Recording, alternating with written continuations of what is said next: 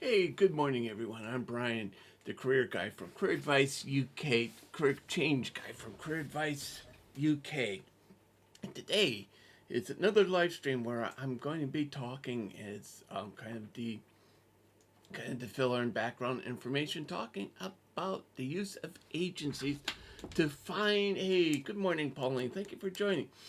Um, Using agencies to find jobs and kind of what's involved because really at the with the hey Gilmont with the rising unemployment in the UK, hey Lish, rising unemployment, one of the things is there's been a bit of a shift, I believe, from hiring permanent employees to using agencies. And what we're finding when an employer does hire, they are very, very kind of taking their time to find the perfect candidate for them. And when they do, typically what they will find is that they will pay more. But employers are taking their time. And so, how do you get yourself noticed by employers? And one of the ways is by using agencies because agencies have developed networks. They are able to get your CV seen by a lot more. They will circulate your CV and get you interviews. And when you do interview, a lot of the times it is a lot quicker. You don't have to go through all the fluff and babble that gets associated when you apply on your own. So there is a very, hey, EB1, there is a really good advantage of using agencies because it can help you save the time, the effort, the energy in searching, but they do come at a cost. And that cost is, especially if you're using them to find temporary roles and if you want to, for example, move in to a permanent role with that organization, that organization may have to pay a fee. And sometimes that fee may be enough to keep you from being brought on. And also, too, if you're applying for a permanent job via an AO, hey, Izzy, how are you? Um, and if you are applying for a job via an agency, a permanent job via an agency, one of the issues you will also encounter is that agencies will have to pay, not the agency, but the business will have to pay the agency a percentage of your starting salary. Now, depending on the type of role you're doing, it can be anywhere between about 15 to 30%. And so that can be really, really a high cost, especially if it is on the 30% end. And also, too, when you do use an agency, you do need to remember one thing. Even if you stop working for a company via an agency and you try to come back, let's say as a permanent employee, depending on the contract that they have with the agency, they may still have to. Hey, Ian, good to see you. It's so good to see you.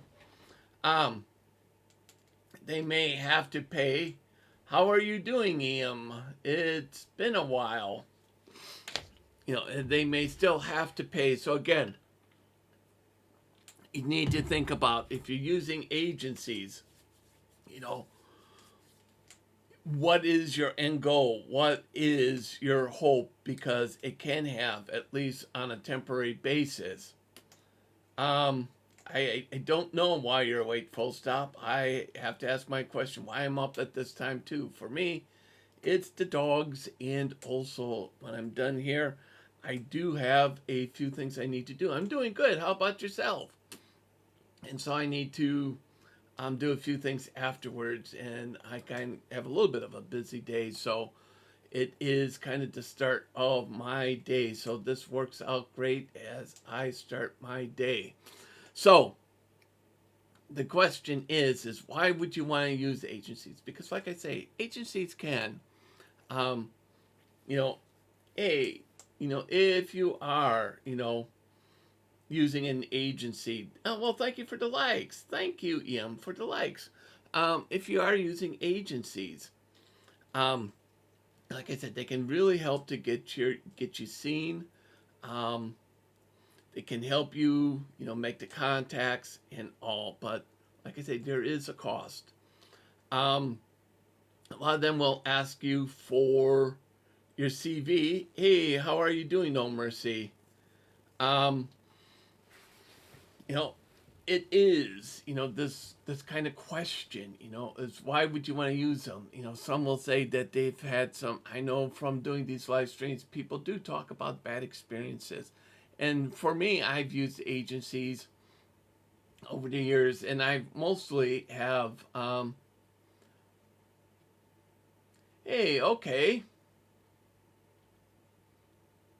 So, are you looking? What type of DJing are you looking at? Like doing weddings and stuff, or um, trying to do it more on a um, professional way? Have you, started to look at setting yourself up as a business, and have you started to think about what type of business, um, business structure you want? And just to let you know, too. Um, as a part of my business, Leap Forward Careers, I just have published a guide on starting your own business. And I would say to you, if you really are interested, to take a look. It covers things like, it's a very basic guide. It covers like different types of structure, um, talking about finance, talking about business plans, and to kind of ah good. um yes, I think with if you're looking, nightclubs, that can always be a source for you. um Law is good. It is high maintenance, yes. I do have my degree in law, and one of the things it is, it's always been, I think, a very good degree to have, both professionally and in your personal life.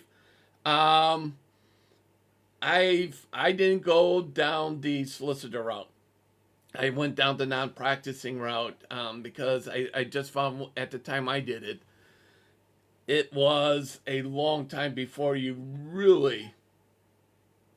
Yes, and so if you kind of get yourself set up as a business, oh mercy, you can start to get yourself potentially some funding, some government grants and loans.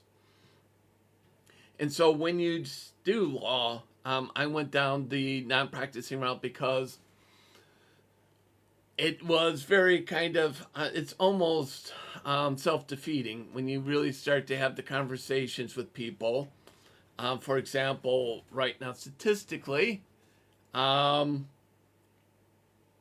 when you, oh, hey, Stoker, how are you? It's good to see you back. Thank you for joining again. The issue is when you start to go down the law route, the practicing route. If you do, oh, well, thank you for the follow, No Mercy. If you start um, if you go down the practicing route and you do your LPC, at the time you complete your LPC, 40% of those who are complete their LPC, that's 2 out of 5.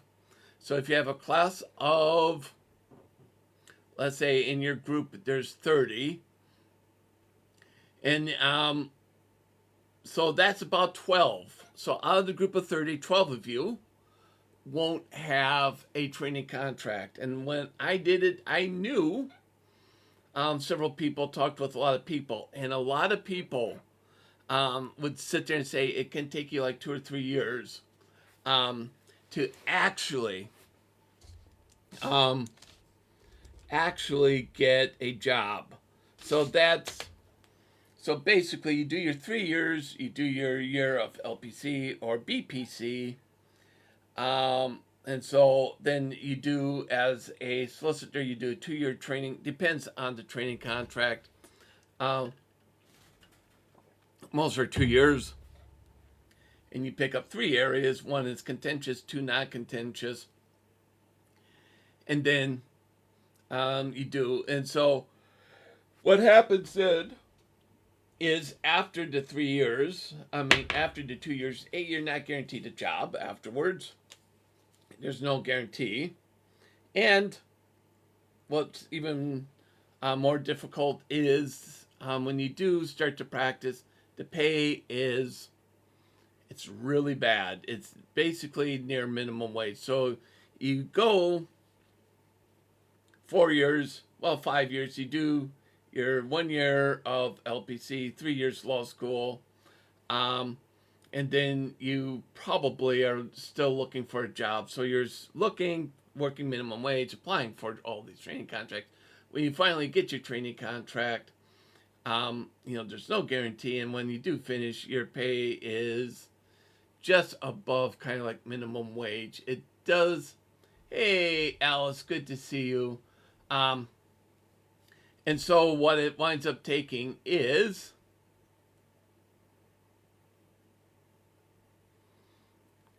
and it can be, for me, I just thought, if you go down the solicitor route, it takes a while, and it takes a while to really start to make the pay. And for me, it was, I was making a lot more, not going down the practicing route, and a lot and really saw income really start to take off a lot quicker.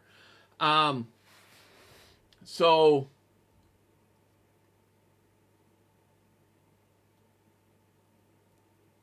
yeah, you can do that, half. The one thing is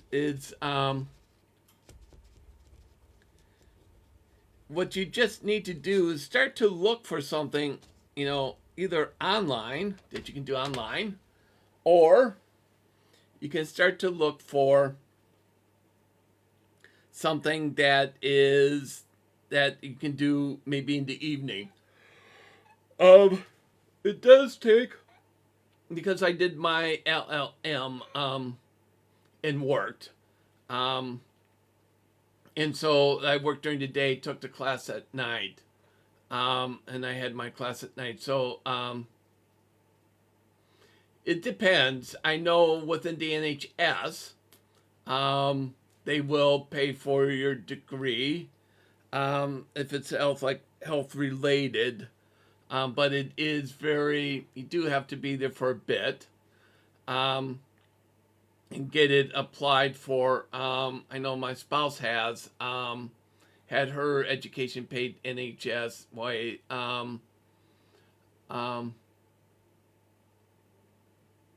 Yeah, exploring. Yeah, you would have to do it probably in the evening.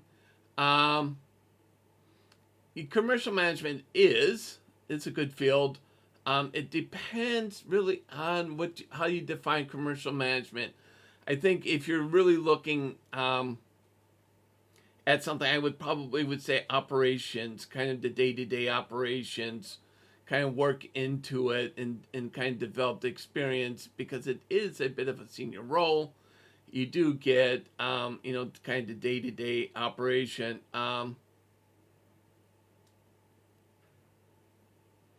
It really, to get your employer to pay, there's a couple of things. You do have to be with them for a while. And when I say while, I'm not talking like a year or two. It's usually you have to be with them, because it is a big outlay. It is usually, you probably want to be there about 5 years. And then they will also, depending on the organization, they will have potential listing of suppliers. Potential list of suppliers. that could do it. So it may mean that you go to one of their preferred suppliers, or it is kind of, you do it kind of hodgepodge. You'd pick up a couple courses here, a couple courses there. I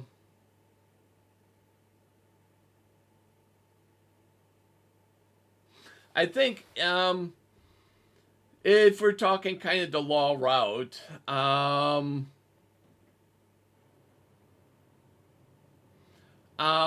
would say, if you were going to say with non-law, contract management, if you're looking for a solicitor, if you can get into kind of the commercial business companies end would be one. And then the other I would say would be working in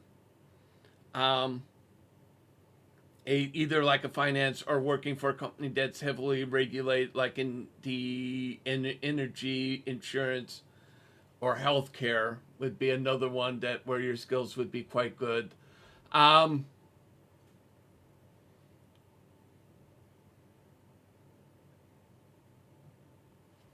Yeah, that would be good. Um,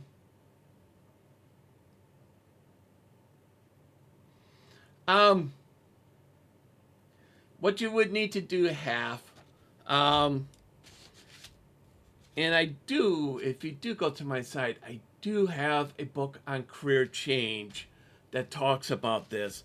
But what I would say to you is this. If you're looking, I would say look at the skills that you already have, and then look at the skills for civil engineering that you need to develop. I would say to do, especially civil engineering, you would need definitely a degree in civil engineering. No problem. I would say civil engineering, you would need a degree in civil engineering. I would also, too, if you're doing home service trades, I would also, if you get the time, to get some work experience, to maybe do some shadowing. Hey, no problem, no mercy. You have a good night too. Hope to see you back. Oh, thank you for the rose. Um, try to get some experience. If you can take a little bit of time off, see if you can get a 2 or 3 week work placement. And just to do a bit of work with them, with the agents, with the roads, and civil engineering end of things. See if you can get contact with your city. See if they have a placement that you can do. Oh, hopefully you will. I believe you will. You just have to be persistent. Um, yeah, I think you will. It is a very competitive market out there right now. Hey, Half, thank you for the follow. It is very competitive. What you really need to do is really match your skills with the jobs, because if you don't, and if you're only doing, let's say, a 70 or 80% match, good chance you're not going to get anything. You really need to match almost 100%. And so and also to always remember not to send out the same generic CV. Keep on sending out, tailored CVs that where your skills match the job, and you should be fine. Yes. What I would say, I would say get to you, take that time, get a bit of experience, something you can start to put on when you start your course. Have those conversations with your advisor and instructors to get yourself, and how do you make that leap, because you do have some skills already. It's just trying to work out, what other skills you'll need on the civil engineering end of things to land something when you finish your degree. Um,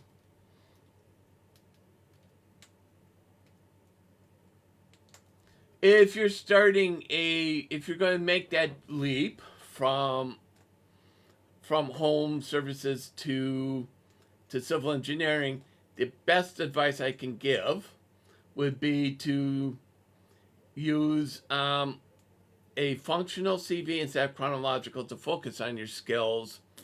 What you need to do also is take the time to read the job description. Read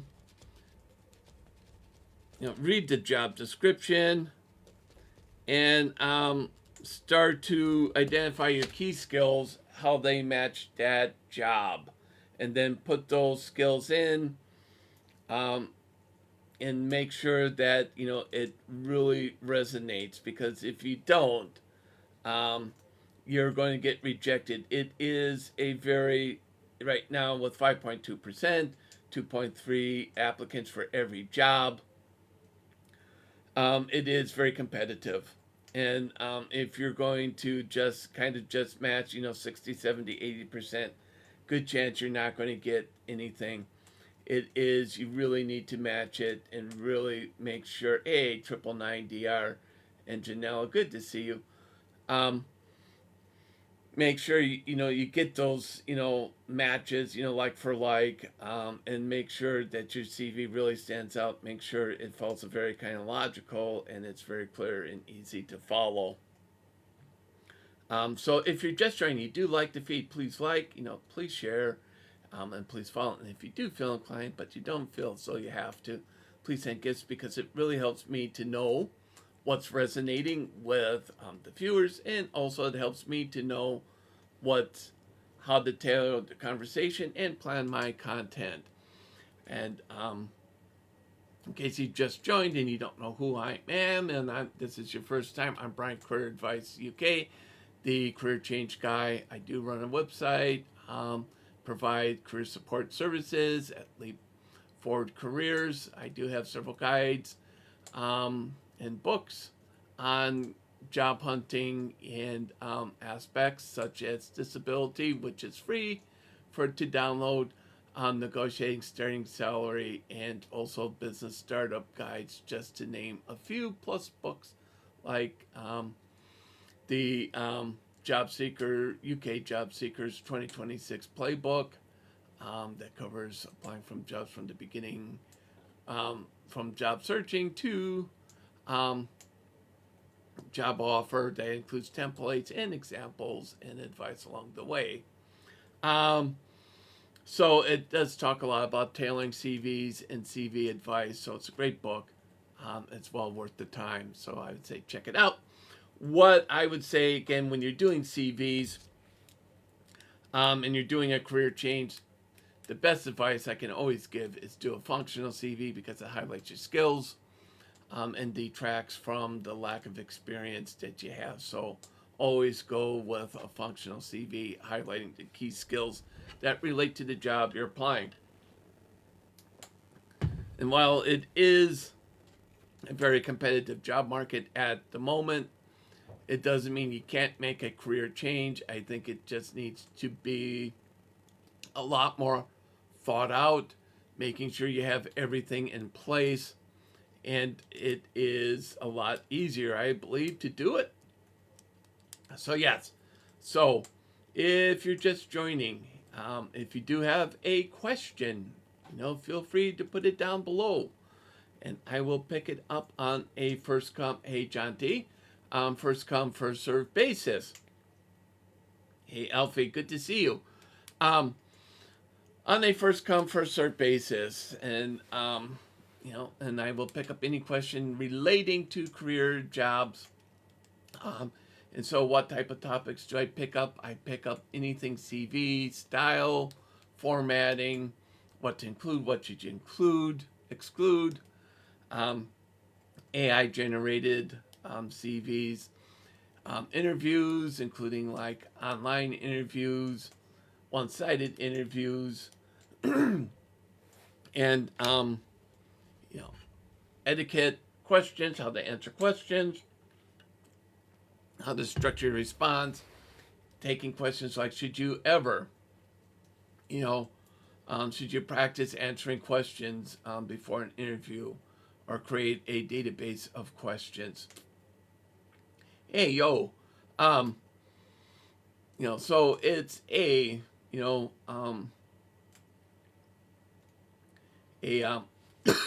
excuse me. So it is a bit there. What we talk about again is cover letters. Why should you have one?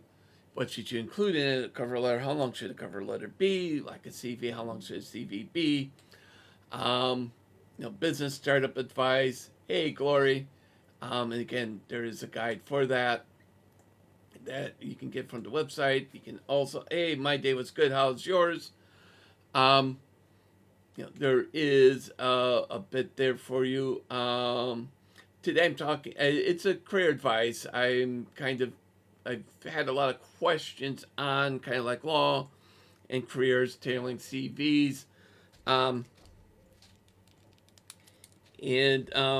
Kind of the background that I do talk about is also, as I get questions and all, is talking about agencies and talking the use of agencies. And it is, like I always will say to people when they're talking about agencies and kind of having frustration with them, it's always important to remember when you're using a kind of job placement agency that they don't work for you, even though they may be really friendly, really supportive. No, I don't do that. I don't do love. Hey, ultramarine, that's that's out of scope for me. I don't do anything I love. Hey, it's Salt 4. Good to see you. So, yeah, so if you're talking agencies, you do need to always remember they're getting paid by the business organization to recruit someone for them. So it is, it's important to always keep that in mind. If you can understand that and understand, hey, Dion, that they're not really working for you, but working for the business, it makes things a lot better. It makes it a lot easier for you because it puts a lot of things, I think, into context. So it's so it's always it's important to. And why do I say that? Because I deal with agencies a lot with what I do, and so when you're dealing with agencies, they will be really friendly. They will be supportive. Um, but it's also important to remember they're working. Hey, Missy. And they're getting paid, contracted by the ones that they're hiring for.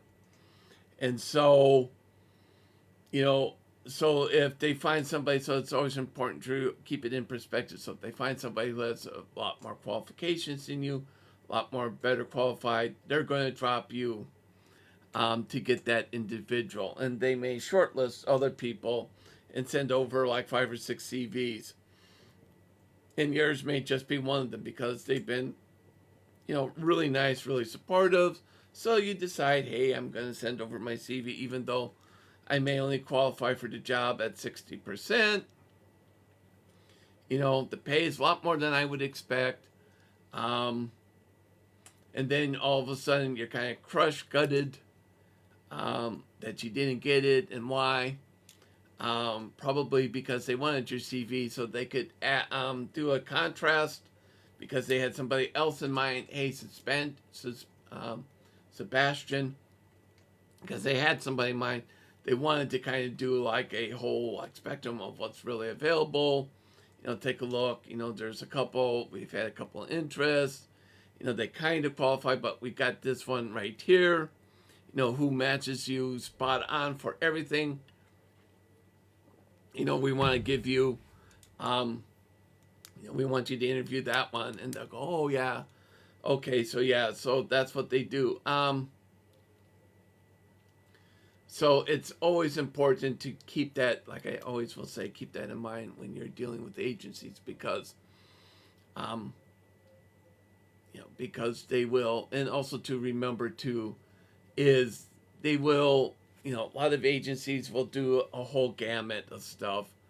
And so they may have just had one, hey, DJ, a job that popped in um, that you qualify for, but it's not what they typically deal with because they maybe do a whole general thing. So there's not always a guarantee after one assignment ends, you'll get another one from them, and it's always going to be, um,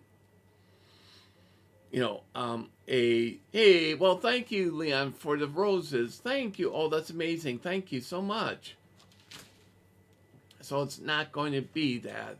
So it's always important to keep that in mind. Hey, Corey, keep that in mind. And again, when you're dealing with agencies, it is. Oh, that's amazing. Glad to hear that. Oh, that's amazing. I'm glad to hear that. Congratulations.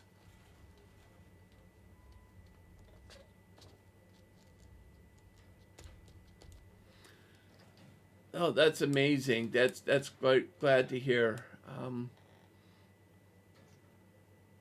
That is so great to hear. Hey, Gesner.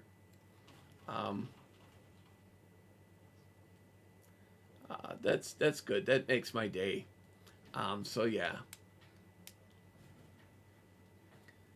So it is. Oh wow, that's great.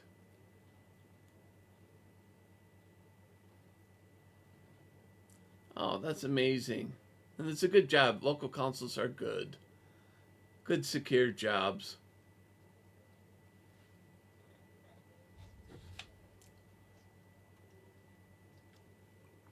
So yeah. So talking about agencies, it is, like I say, when you do use agencies, they're really good for you because they can easily help you cut your job search because they do promote your CV. They do help to promote your CV. They circulate your CV. They get in contact with you with opportunities. They're really good to work with. And so in that regards, they will, there is that kind of symbiotic type of relationship, that kind of, they work for the business itself. They're contracted. But hey, Michael, but for them to, fill the vacancies to really help you out, hey, Simon,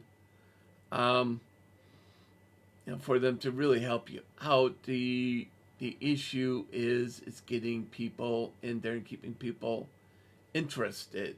Hey, Mobeen, and keeping people interested, and I think and for them to do that is to keep a list of people, kind of develop working relationships with potential candidates. And so if you have the skills that a agency wants or needs, then they will be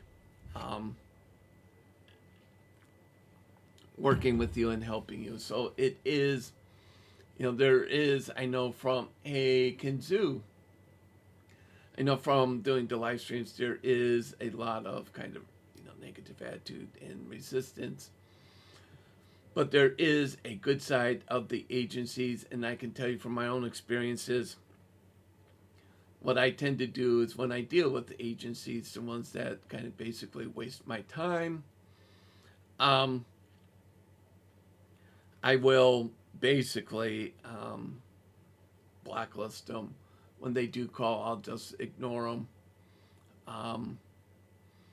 And I will typically, on my phone, I will mark them as put on a time waster. Hey, Joseph, good to see you back. And on my phone, hey, how are you doing? It is,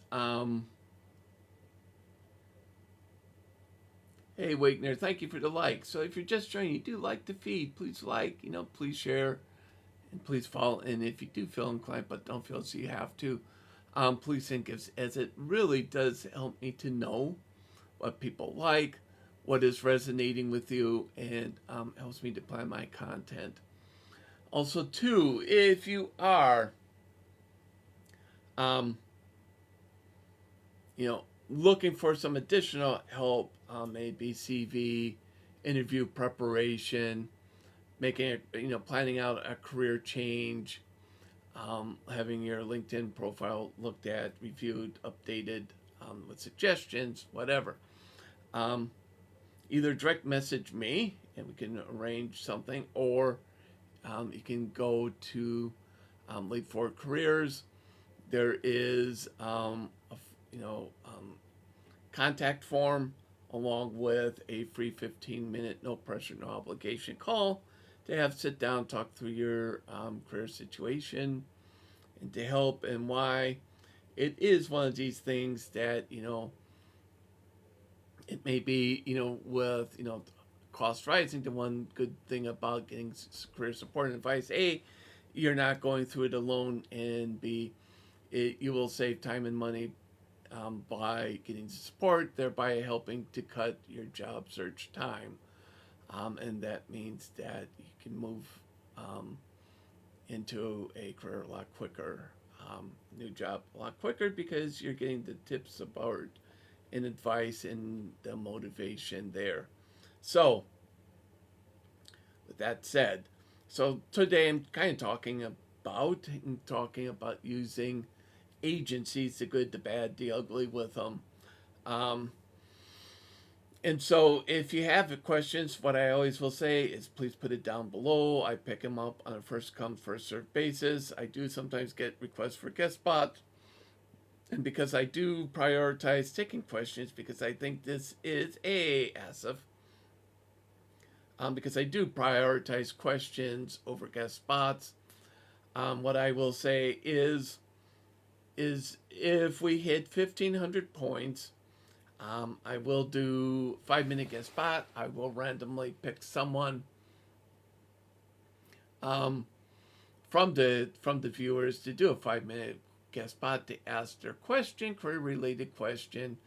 And when I've done this several times, when I've hit 1,500, typically it does tend to run a bit longer, and usually the individual has not been one that has contributed any points, because at the end of the day, I do find that those who contribute don't always want to participate in, and because TikTok rules, I can't automatically give the spot to someone who is the highest contributor or has contributed points, so I have to open it up to all, and I'll make my decision based on that. So if you do have a question, hey, happy, and yo, hey, yo, Mo, please put it down below. I will also, I think, because I'm still coming back from a bit of an asthma flare-up, I will probably do my next live either Friday or Saturday. So check my profile, because I will probably take tomorrow off, and I may also take Friday off and come back Saturday. But let's just see. It will either be either Friday or Saturday for the next one. I still just need to make a decision on that. So kind of talking about agencies, because the thing that you have to really think about when you're talking about 5.2%, hey, Ed's Young, thank you for stopping by. When you're thinking about 5.2% unemployment, it does sound like there's less jobs, but the reality is, in this market, which is a bit odd, most employers, over 70% of employers right now, are struggling to find people to fill the jobs. And it's probably because what the issue is going on is that because there's so many applicants, per the job, they're being very selective in who they hire because of the hiring costs associated with hiring someone. So the costs have gone up significantly with the Employment Rights Act and the increase of national insurance in April 2025. And those are just a few to name. And so that means then when a business hires someone, it is a lot more expensive, and so this means it's had an impact on things like entry-level positions, part-time positions, because they're the easiest to cut. And so if you're looking for them, it doesn't mean when they're cut or kind of restricted, it doesn't mean that it doesn't mean that you're not going to get a job or there's none there. What it does mean, it is going to be a lot harder to find them. Hey, Ugas. And so it's going to be harder to find. And one of the ways to help you find that, hey, Deadpool Dave, is through the use of an agency and employment agencies, like I say, Kent, hey, Scrooge, can help you. But it's always important when you're working with them to keep it in perspective, that they are being paid by the business that they're recruiting for, and so when they approach you, what they're really trying to do is fulfill their obligation for the contract, and so that's what they're trying to do, and so. So it is, important to always keep that into perspective, because once you do understand that, it's easier to say no when you need to, and it's also important to say, this is not what I'm looking for, because they're really not working for you. They're working for the organization and not really working contracted by the organization. Hey, Loa. They're contracted by the organization. Hey, Isaac. And so when they're contracted, that means basically one thing. They have a obligation to deliver, and so they're trying to deliver and meet their contract. And so it does give you a little bit of, not a lot, but it does give you a little bit of leverage, especially if they do approach you, because usually you have the skills that they need or want for that role, and you can be a little bit, to a certain extent, demanding about pay. And one of the ways you always ask, to get into discussion with pay, this is one of these exceptions to the rule that you wait for the other side to bring it up, or wait until the offer.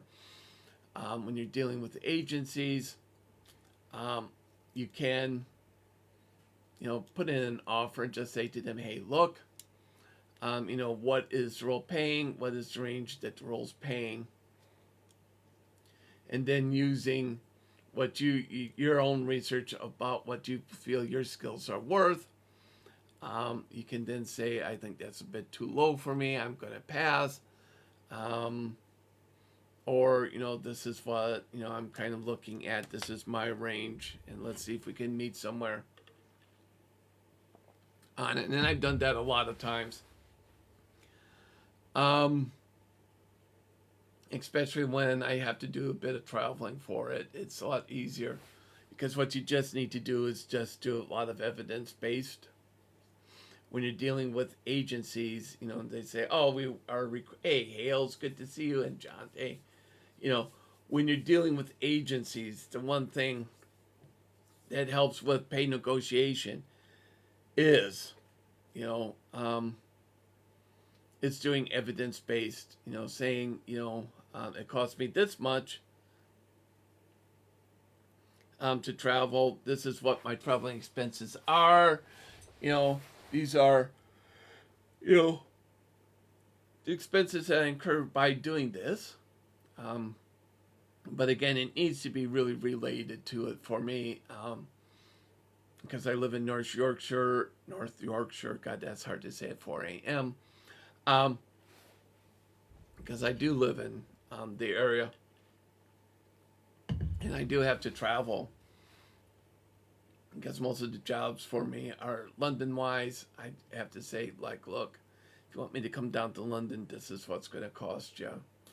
And this is what the hours. If you want me to, be 100% remote or make a travel down, like one time to collect my laptop and then, maybe another time to return it, this is what I'm willing to offer you, in the way of pay. And then, talk about hours and stuff. It's a good way to do it, but again, you really need to back it up. And a lot of times when I will, try to negotiate starting times, pay and stuff, and I'll just say, when I worked for this organization, this was what I was allowed. Especially if I think the rules are too restrictive, or if I think it's just not what kind of out of scope of what I'm used to working with. I will simply just, provide the evidence and say this is what it was. And, and that's how I approach it. It's, again, using evidence-based. Because if you can do evidence-based for salary negotiation when you're dealing with agencies, it is a great way to get what you feel like you need. Hey, David, good to see you.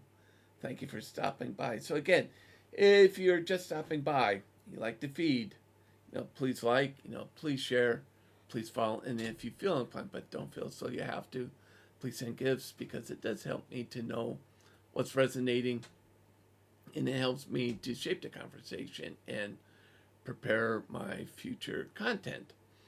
And also too, if you do, looking for some additional career support or advice, always feel free to direct message me, or visit Leap4Careers, and there is a contact form along with services provided, and also a opportunity to book a 15-minute free call. So again, I would say take advantage of it. Plus, as part of that, on the site, if you go to products, there are several guides. Some are free, some do cost. The free one that I do have right now is on disability. So if you're disabled and you're looking to do a career change, or if you're just disabled and starting to apply for your first job, there's a free guide you can download, no cost to you. And as part of that guide, it does also talk about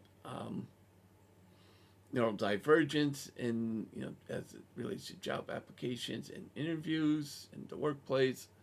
And the disability guide does cover workplace issues, interviewing, CVs, when to approach, should you mention. So it's a really good guide. It's well worth having. It's, like I said, at no cost to you. There's also the UK Job Seekers Playbook 2026 that covers the whole recruitment process from beginning to offer, with tips, ideas, templates for CVs that will help you with your job search. And so just take a look.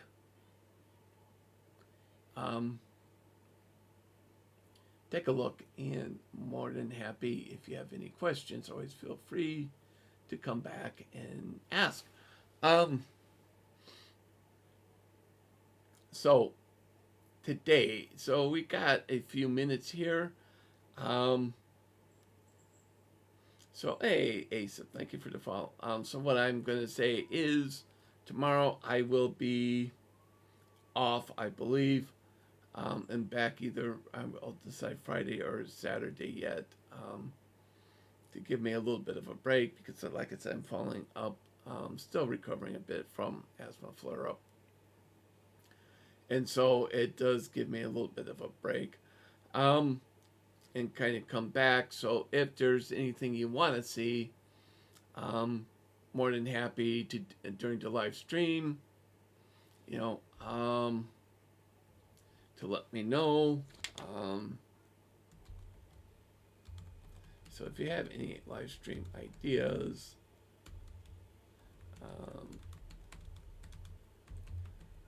oh,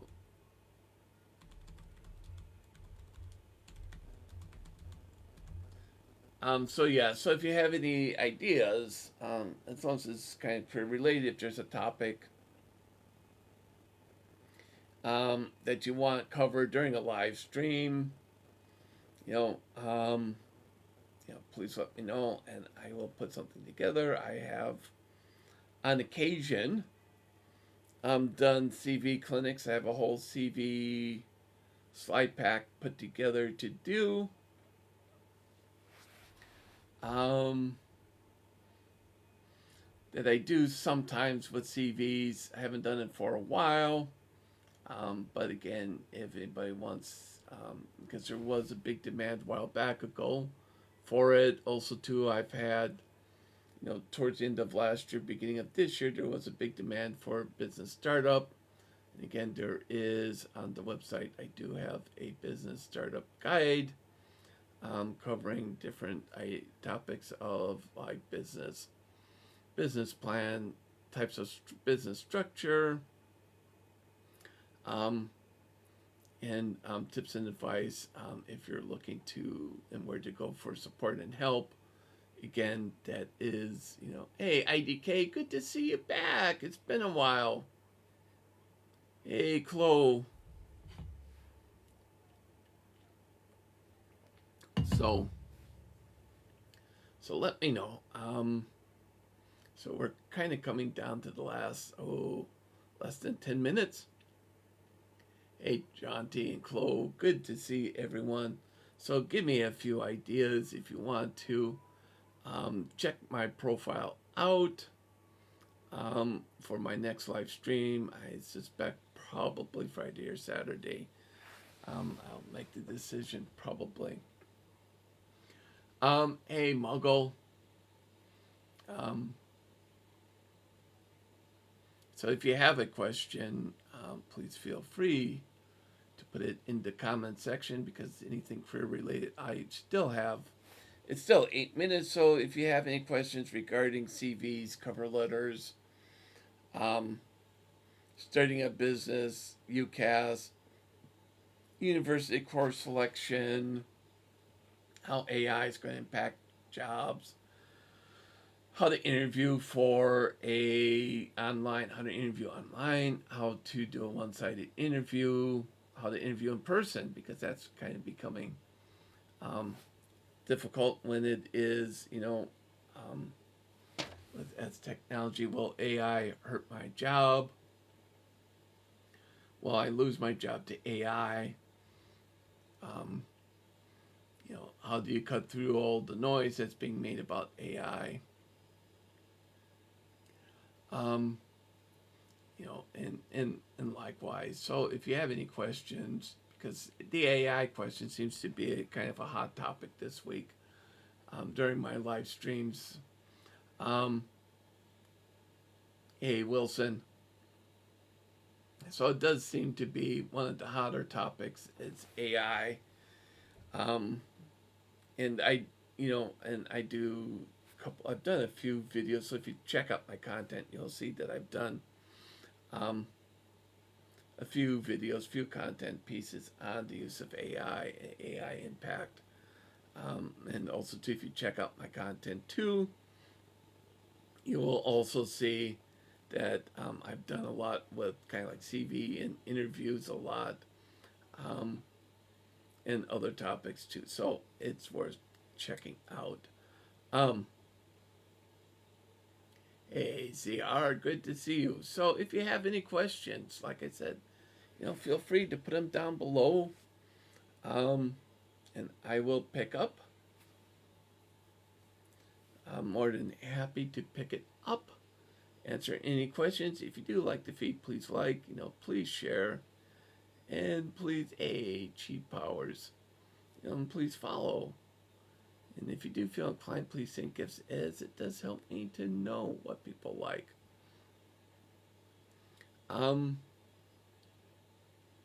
Yeah, so if you have a question, or or want to see anything on the live stream, anything that you want to see me talk about on the live stream that may be a burning or pressing question for you, please let me know and I will do it for you. I will pick it up, no problemo on that. So if you have a question, on anything career related,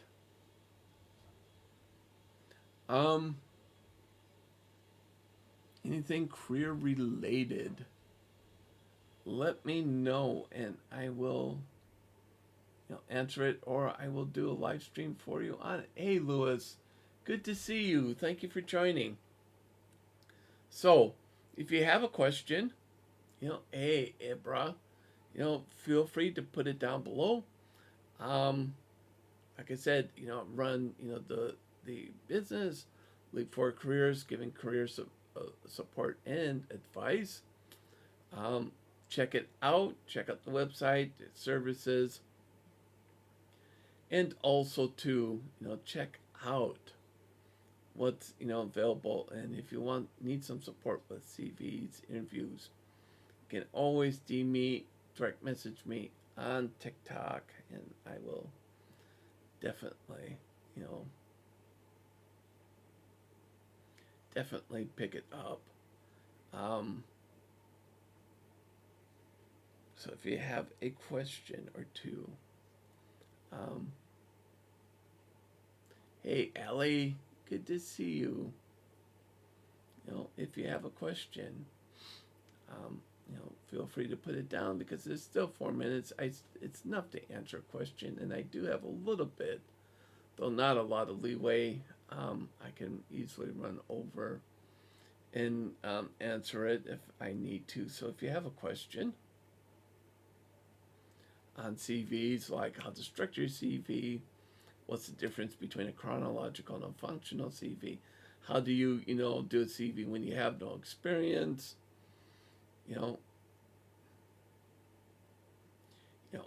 how do you apply to university, how do you write a personal statement for university, what careers will be most impacted by AI, is blank a good career choice given AI.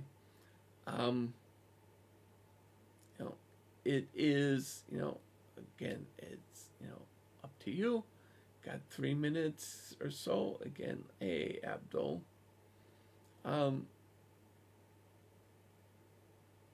So if you have a question, feel free. Hey, King. Please let me know. I'll pick it up.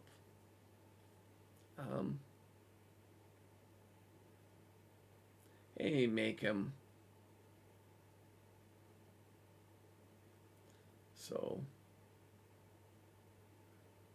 hey, Wakanda, good to see you. If you have a question, put it down below, and I will pick up. Hey, Marcus, good to see you. So my next live stream, check my profile, as I will either run a live stream either Friday or Saturday. I haven't decided yet which one it's going to be. I'm going to see how I feel as I come through my kind of flare up with asthma, and see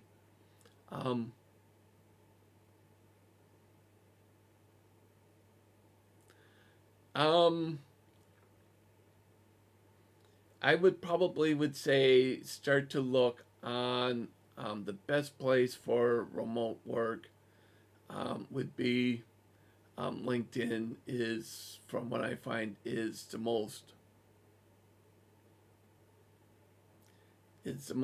productive for me if I'm looking for remote work. Is LinkedIn is the best, I find. Hey Kelly.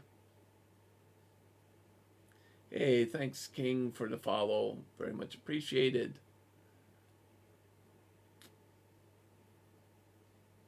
So yeah, so beginning to wind down a little bit. So check my profile. I believe, probably the Friday or Saturday. It will be either Friday or Saturday. I just need to see where I'm at with things and see. I'll probably will go for Friday, but I'm not 100% sure yet. Hey, Lahore, good to see you. And Sub and Eth.